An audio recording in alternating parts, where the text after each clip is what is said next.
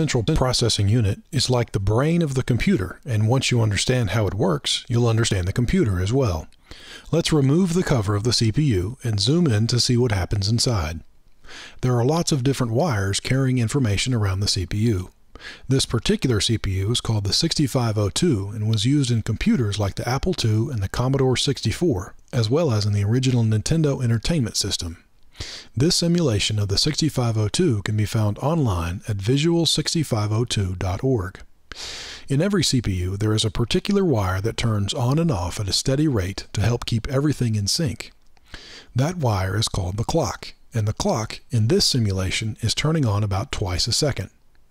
Modern CPUs are measured in gigahertz, giga meaning billion and hertz meaning times per second. So the clock in modern CPUs turns on several billion times per second. That speed is what allows CPUs to do very complicated things very quickly.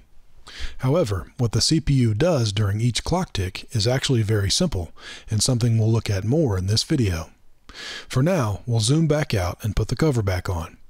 The CPU in your computer might be manufactured by a company like Intel or AMD, but the type of CPU we're going to look at today is called the Scott CPU. The Scott CPU doesn't actually exist except as a design in a book called But How Do It Know by John Scott. The design of the Scott CPU is copyrighted and is being used in this video with John's permission. The book is available at buthowdoitknow.com. This is a great book that goes through each of the components in the CPU very slowly, without using a lot of overly technical jargon. If you've been looking for a book that explains how a computer works, I would highly recommend this one. So let's flip the CPU over and look underneath. You'll see a lot of pins sticking out that allow the CPU to take in information and send it back out. The CPU fits into what's known as the motherboard. The motherboard allows all the components in the computer to connect to each other. So we'll flip the CPU back over and plug it into the motherboard. On the right of the motherboard is a place for something called RAM. RAM is short for Random Access Memory, and it just contains all the data that is being processed by the CPU. Let's learn a little bit more about RAM by looking at how the CPU and RAM interact. For now, we'll remove the wires on the left and move the motherboard over to make room for the RAM chip. RAM consists of a list of addresses, and at each of those addresses is a piece of data. The CPU normally requests and processes each piece of data from RAM in order, one after the other. However, if the CPU is instructed to pull data out of order, it can do so. That is why it's called Random Access Memory. The data can be accessed randomly if it needs to be, although normally it's accessed in order. When the computer first starts running a program, it sends an address to RAM to begin retrieving that program. The RAM address just consists of a series of ones and zeros representing on and off wires. RAM doesn't do anything with that address though until the CPU also turns on the set or the enable wire. If the enable wire is turned on, RAM automatically sends whatever piece of data is at that address back to the CPU. That data is then processed by the CPU accordingly. Once the CPU is finished processing that piece of data, it then sends another address to RAM, turns on the enable wire, and gets the next piece of data from RAM. This process happens over and over again inside the computer. If the CPU needs to save data to RAM, it outputs an address, outputs some data, and then turns on the set wire. The RAM will then overwrite the data at that address with the new data. But what is that data inside RAM? Because it just looks like a bunch of ones and zeros. Well, it's made up of different things. Some of the most important pieces of data in RAM are the instructions. Instructions just tell the CPU to do different things. There are also numbers inside that data. These are numbers that you might want to add together, compare, or simply process in some way. Another thing, and this is kind of weird, that is in the data is addresses. At particular memory addresses in RAM, the data itself is also an address. These addresses can be used for various things. For instance, if you want to output a number to an external device, you have to know the address of that particular device. Do you want to send data to the printer, or do you want to send it to the monitor, for instance? There are also letters stored in RAM. If you want to show some text on the screen, you would actually store it as a bunch of ones and zeros in RAM. Each letter is stored as a particular combination of ones and zeros according to a character code. These character codes are arbitrary. Someone just decided that this is a lowercase a and this is an uppercase G, for instance. So that's what's actually in the data inside RAM. Now let's go back to seeing the data as just a bunch of ones and zeros. And we'll now move the RAM chip into the RAM socket on the motherboard. We'll then group the RAM addresses and data together, pull the CPU out of the motherboard, and look at what's called the instruction set of the CPU. As we saw earlier, some of the pieces of data in RAM are instructions, and each CPU has its own set of instructions that it understands. So there might be a load instruction, which loads a number from RAM into the CPU. After a couple of these load instructions, there might be an add instruction that adds these two numbers together. After an add instruction might be a store instruction, which saves the result of that addition back out to RAM to be used later on. There might also be a compare instruction after some load instructions, which compares two numbers together to see which one is larger or if they are the same. The compare instruction can be very useful when used in conjunction with what's called a jump if instruction. As we saw earlier, the CPU generally requests each piece of data from RAM in order one after the other. Sometimes, though, the programmer wants to jump to an out-of-order RAM address to process some other instructions in memory. The jump if instruction checks to see if a certain condition is true before it jumps. It uses the results of the compare instruction to make this decision. There is also a regular jump instruction that jumps no matter what. Finally, there is an out instruction and an in instruction. These will output data to an external device like a monitor, or input data from an external device like a keyboard. These two instructions are often used in conjunction with an address, like we talked about earlier. There are some other instructions in a CPU's instruction set, but these are some of the more commonly seen ones. So as we saw, the data in RAM consists of things like instructions, numbers, addresses, and letters. So let's go through a program that would use this instruction set to play a guessing game. So it would load a number like 9 into the CPU. Let's say that the programmer decided that that was the right answer, so he went ahead and put that number into RAM. And then comes an in instruction to retrieve the user's guess. After the in instruction is the address of the keyboard, so we can know where we're getting the data from. Next comes a compare instruction that checks to see if those two numbers, the one saved by the programmer and the one entered by the user, are the same. Following the compare instruction is a jump if equal instruction, which will jump to another address in RAM if those two numbers we just talked about are the same. The jump if equal instruction is immediately followed by a new RAM address. If the two numbers are the same, the CPU jumps to that new address to begin processing its next set of instructions from there. If the two numbers are not the same, then the computer ignores the jump if equal instruction and the corresponding address and just keeps going. Following the jump to address comes an out instruction with the address for the monitor, then the letter capital G, and then below that would be the letters U, E, S, S, space again, so guess again. So if the user guesses the wrong number, the program would tell him to guess again, and then jump back up to the in instruction to retrieve that new guess, and then process these instructions all over again. By the way, the in and out instructions used here have been simplified somewhat, but you'll find them covered in more detail in the book. So now let's briefly take a look inside the CPU itself to see how it would process an instruction. As we saw earlier, this is the inside of the 6502 CPU. Let's take away the 6502 wiring and see what's inside the Scott CPU. The first component is the control unit, which is kind of like a captain in the Army. It receives its orders from RAM in the form of an instruction, and then breaks that instruction down into specific commands for the other components. One of the most important components under the command of the control unit is the Arithmetic Logic Unit, or ALU for short. The ALU is what performs all the mathematical operations inside the CPU, such as addition, subtraction, or even comparison like we saw earlier. The Arithmetic Logic Unit has two inputs. We'll label them Input A and Input B, and assume they are two numbers from some previous load instructions. Now we might want to add those two numbers together. The control unit receives that instruction from RAM and then tells the ALU what type of operation to perform. The ALU performs the operation and then outputs the answer. Sometimes, though, depending upon the type of instruction, the output from the ALU can actually be ignored. For instance, if you have a compare instruction, the ALU doesn't need to output an answer. Instead, it just needs to tell the control unit how the two numbers compare to each other. For this, the ALU uses what are called flags, and they help the control unit decide what to do when it receives the next instruction, like jump if, which we'll see later. For now, though, let's say that we are working with an instruction that does produce an output. Where does that output actually go? Well, the 8 wires coming out of the ALU would actually run to what is called a register. A register is a very simple component whose only job is to store a number temporarily.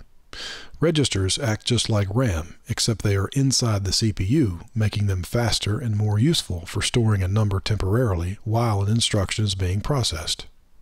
When the ALU sends the output to the register, it won't actually be saved until the control unit turns on the register's set wire.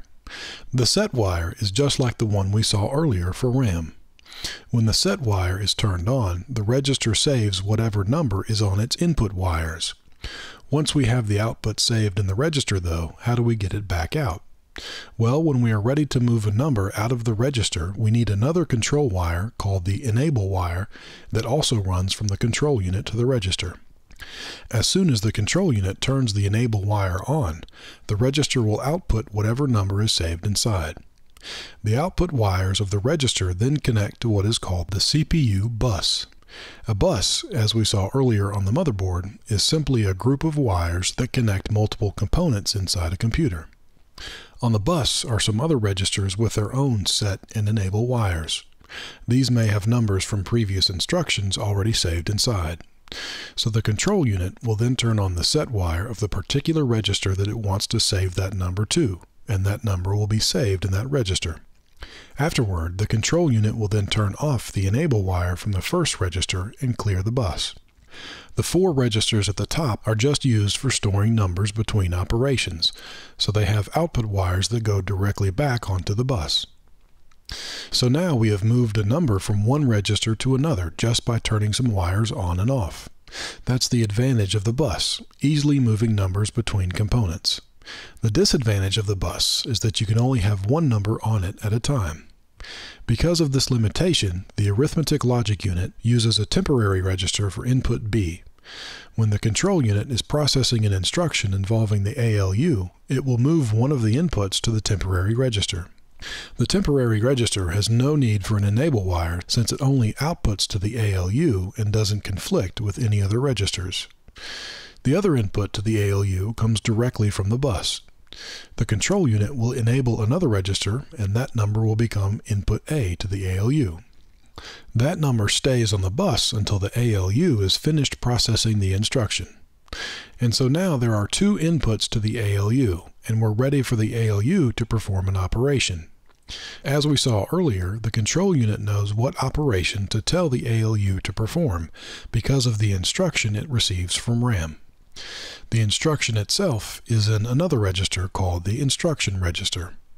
By the way, the input wires from the bus won't affect this register since the instruction was already saved in a previous step. This register, like the temporary register, also has no need for an enable wire since it just outputs to the control unit. Based upon this instruction, the control unit then tells the ALU what type of operation to perform. So let's say the instruction we're processing is a compare instruction. With the compare instruction, we're not interested in the number that is output by the ALU. We only want to know how the 2 inputs compare to each other. For that, we use the flags that we talked about earlier. Each flag is just a wire that turns on or off depending upon whether or not a certain condition is true. Inside the Scott CPU, there are 4 flags, and we'll look at 2 of them now.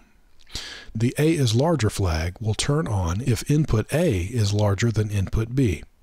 If the inputs are the same, then the equal flag turns on, and if both of these flags are off, that means input B is larger. But in this case, the equal flag is on, so that means both inputs are the same. Once the compare instruction is over, we still need to use the flags for the next instruction, so we'll save them to a register that only has 4 inputs and 4 outputs. one for each flag. Once the flags are set into the flags register, the CPU is finished with the compare instruction, and it can then request the next instruction from RAM. Generally, the next instruction after a compare instruction is a jump if instruction. This combination of a compare and a jump if instruction, by the way, is very common in computer programming. Anytime there is more than one possible path through a program, the computer is using these instructions to tell it which way to go. So now that we're finished with the compare instruction and our flags are saved in the flags register, we need to tell RAM that we're ready for the next piece of data, in this case the next instruction. So inside the CPU, another register that is very important is what's called the instruction address register. The CPU uses this register to know where the next instruction should come from in RAM. When the CPU is ready for the next instruction, it enables the instruction address register onto the bus. Eventually, the instruction address will flow to RAM, but it doesn't get there directly. There is an intermediary register called the memory address register, whose only job is to tell RAM what memory address the CPU wants next, since it won't always be an instruction.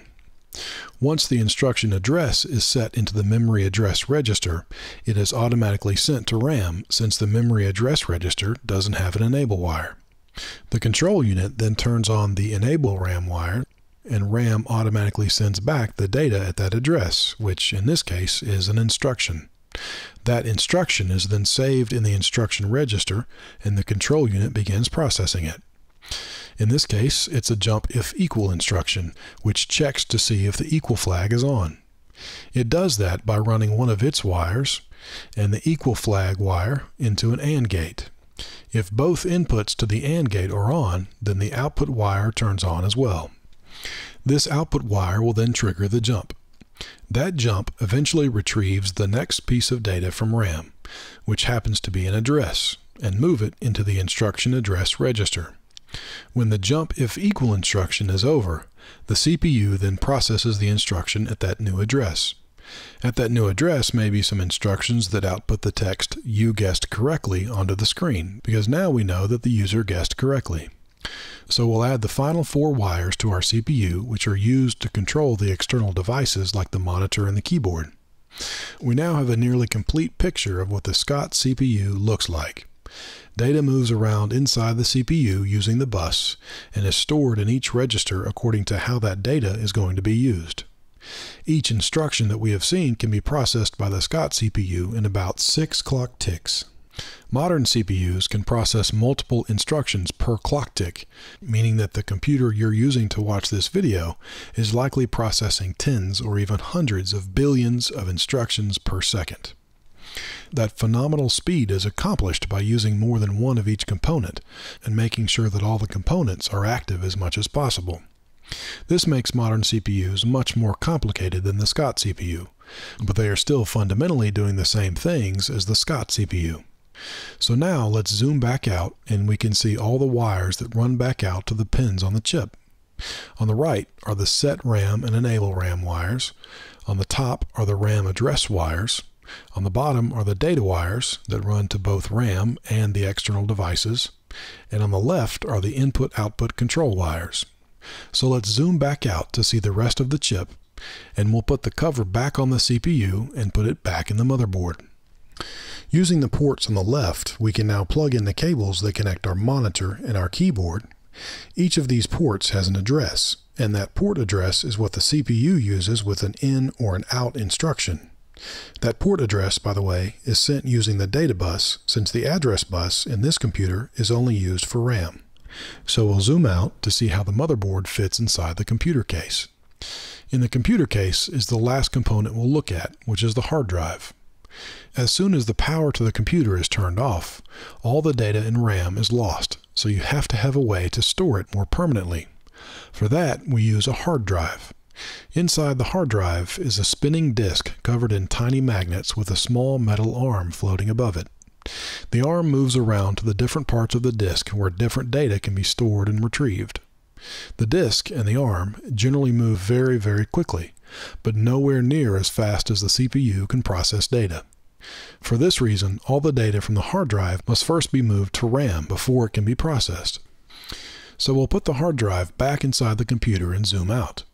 Here we can see the program we just ran and the message telling the user that he guessed correctly.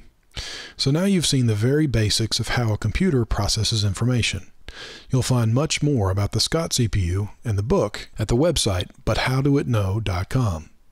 Also, there are a few small differences between the book and the video, but those shouldn't detract from your understanding of either.